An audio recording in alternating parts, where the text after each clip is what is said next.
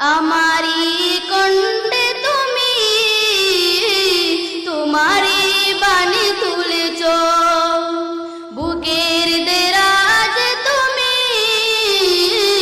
কোরআনের স্থান দিয়েছ।